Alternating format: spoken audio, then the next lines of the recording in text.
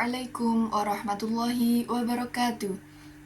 Kepada yang terhormat Ibu Annisa Nidaur Rahmah, SPDI MPD, selaku dosen mata kuliah materi PAI SDMI. Perkenalkan, saya Eviana Nur Aisyah, semester 5A dari Prodi Pendidikan Agama Islam. Di sini, saya membuat video untuk memenuhi tugas ujian akhir semester dengan judul Beriman kepada Rasul-Rasul Allah. Untuk fase B kelas 4 dengan elemen akidah akhlak, tujuan pembelajaran yaitu menjelaskan arti iman kepada Rasul-Rasul Allah, menyebutkan sifat-sifat Rasul Allah, meyakini serta menunjukkan sikap berani, jujur, dapat percaya, dan cerdas. Assalamualaikum warahmatullahi wabarakatuh. Bagaimana kabarnya anak-anak?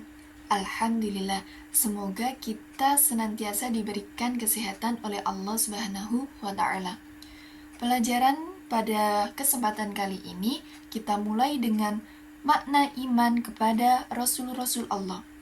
Anak-anak, tahukah kalian iman artinya apa? Ya, iman artinya percaya. Ada sahabatmu yang berkata, aku mempunyai uang 10.000 di sakuku. Ketika kamu membenarkan ucapannya, berarti kamu percaya. Begitu juga, Allah menurunkan Rasul-Rasulnya untuk kita imani. Iman kepada Rasul-Rasul Allah merupakan rukun iman yang keempat. Iman kepada Rasul-Rasul Allah berarti kalian percaya bahwa Allah mengutus Rasul-Rasulnya sebagai teladan dan contoh bagi manusia. Allah mengutus Rasul-Rasulnya menjadi tauladan bagi manusia dalam menjalani kehidupan. Allah berfirman, Bismillahirrahmanirrahim. Laqad kana lakum fi Rasulillahi uswatun hasanah, yang artinya sesungguhnya telah ada pada diri Rasul itu suri tauladan yang baik bagimu. Jadi, Rasul itu menjadi contoh yang baik untuk umatnya, untuk manusia dalam kehidupannya. Materi yang kedua yaitu sifat-sifat Rasul. Anak-anak, tahukah kalian bahwa Rasul itu juga manusia seperti biasa? Beliau juga makan, minum, tetapi mempunyai akhlak yang sangat luar biasa, dan juga 4 sifat yang dimiliki oleh para rasul. Di antaranya yang pertama adalah sifat siddiq, yang mana siddiq artinya itu jujur, berucap dan bertingkah laku yang benar. Rasul tidak pernah berbohong. Beliau menyampaikan wahyu yang diberikan oleh Allah dengan benar, dengan sejujur-jujurnya. Sehingga Rasul itu tidak mungkin berbohong, yang mana bohong atau dalam bahasa Arab disebut dengan kidib adalah sifat mustahil bagi Rasul. Yang kedua yaitu tabligh. Tabligh artinya menyampaikan. Rasulullah menyampaikan seluruh wahyu yang diberikan oleh Allah dan disampaikan kepada umatnya. Lawan dari sifat tabligh adalah kitman, yang artinya menyembunyikan. Jadi Rasulullah mustahil mempunyai sifat kitman karena beliau selalu menyampaikan apa yang diberikan oleh Allah Subhanahu wa Ta'ala. Sifat-sifat Rasul Allah yang ketiga yaitu amanah. Amanah artinya dapat dipercaya. Rasulullah tidak mungkin berkhianat kepada umatnya atau kepada manusia, baik dalam sikap maupun titipan yang diamanahkan kepadanya. Yang terakhir yaitu sifat fatonah. Fatonah artinya cerdas. Dengan kecerdasannya, Rasul memahami dengan baik apa yang diwahyukan kepadanya. Apa yang disampaikan benar-benar sesuai dengan wahyu yang diterimanya.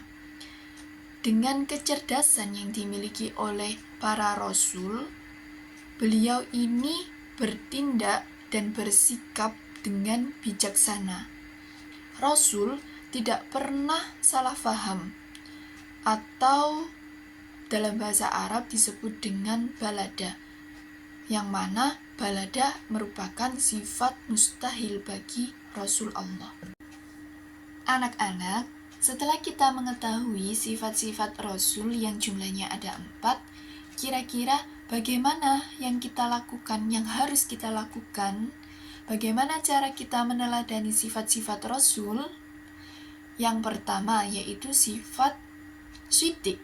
Shidik artinya jujur.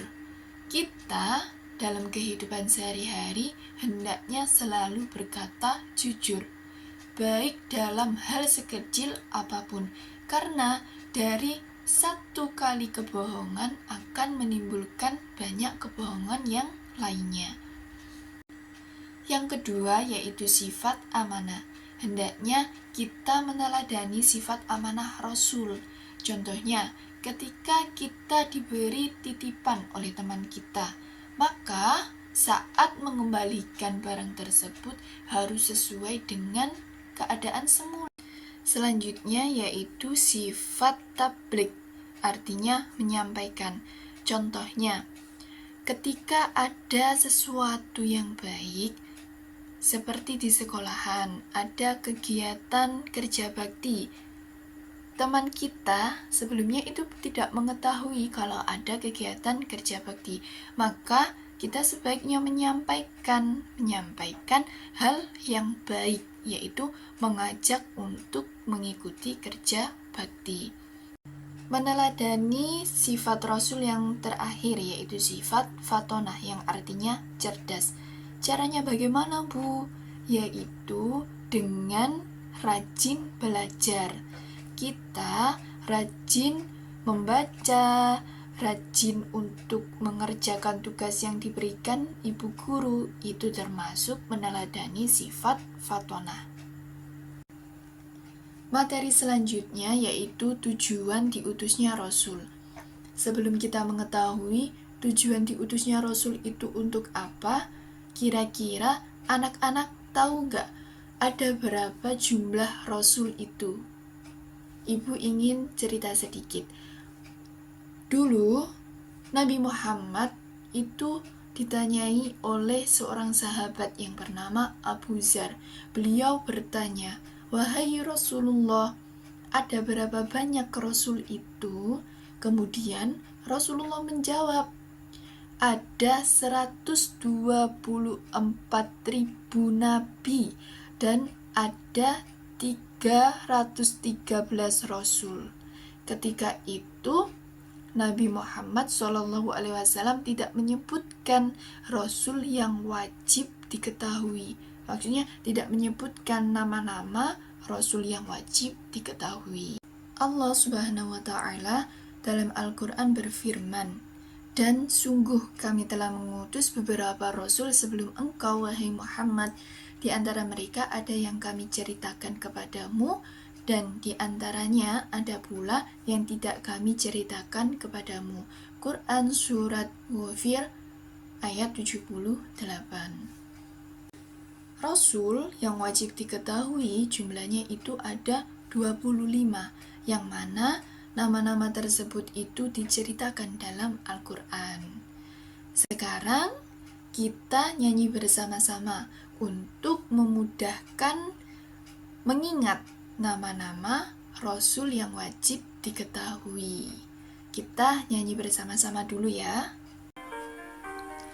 Adam, Idris, Nuh, dan Hud, Soleh, Ibrahim, dan Lut, Ismail, Ishak, Yakub, Yusuf, Ayub, dan Syuaib, Musa, Harun, Zulkifli, Daud, Sulaiman, Ilyas, Yunus, Zakaria, Yahya, Isa, dan Muhammad. Anak-anak, tahukah kalian mengapa ada Nabi dan Rasul? Apa tujuan diciptakannya Nabi dan Rasul? Nabi adalah laki-laki pilihan Allah Subhanahu wa Ta'ala yang diberikan wahyu untuk dirinya sendiri dan tidak disampaikan kepada umatnya. Sedangkan Rasul adalah laki-laki pilihan Allah yang diberikan wahyu dan wahyu tersebut disampaikan kepada umatnya. Perbedaannya, Nabi tidak wajib menyampaikan kepada umatnya, sedangkan Rasul wajib menyampaikan kepada umatnya. Tujuan adanya Rasul yaitu diutus untuk menyampaikan wahyu kepada manusia. Rasul diutus untuk menyampaikan pesan agar manusia itu selalu menyembah kepada Allah dan tidak menyekutukan Allah. Rasul diutus untuk menyampaikan kabar gembira dan juga kabar buruk. Kabar gembiranya apa, Bu? Kabar gembira itu diberikan kepada orang-orang yang beriman, berupa besok akan masuk ke dalam surga. Sedangkan kabar buruknya yaitu diberikan kepada orang-orang yang tidak beriman. Besok pada hari akhir akan dimasukkan ke dalam neraka. Yang mana Rasul juga bertugas untuk menyempurnakan akhlak manusia. Rasulullah bersabda, "Sesungguhnya aku diutus untuk menyempurnakan akhlak manusia." Hadis riwayat Bukhari dan Muslim. Kesimpulan pada materi hari ini yaitu yang pertama, makna iman kepada Rasul Allah. Artinya, kita harus percaya bahwa Allah mengutus Rasul-Rasulnya sebagai teladan atau sebagai contoh bagi manusia dalam kehidupannya. Yang kedua, sifat-sifat Rasul. Sifat-sifat Rasul yang wajib kita ketahui itu ada 4. Yang pertama, syidik, lawan katanya kizib. Yang kedua, amanah, lawan katanya khianah. Yang ketiga, tablik, lawan katanya kitman. Dan yang terakhir adalah fatonah, lawan katanya balada. Kesimpulan yang terakhir yaitu tujuan diutusnya Rasul. Rasul diutus untuk menyampaikan wahyu kepada manusia dan untuk menyempurnakan akhlak manusia yang ada di dunia. Sebelum Ibu tutup materi pada hari ini, Ibu ingin bertanya, ada berapakah sifat wajib Rasul? Ya, ada 4. Apa saja? Kalau sifat mustahil bagi Rasul ada berapa? Ada 4. Pertanyaan yang terakhir, apakah tujuan diutusnya Rasul untuk manusia? Demikian materi yang dapat Ibu sampaikan. Apabila ada perkataan atau materi yang kurang difaham, Ibu mohon maaf yang sebesar-besarnya. Semoga pembelajaran pada hari ini bisa bermanfaat bagi kita semuanya. Dan Ibu akhiri, wallahul muwafiq ila aqwamit thoriq. Assalamualaikum warahmatullahi wabarakatuh.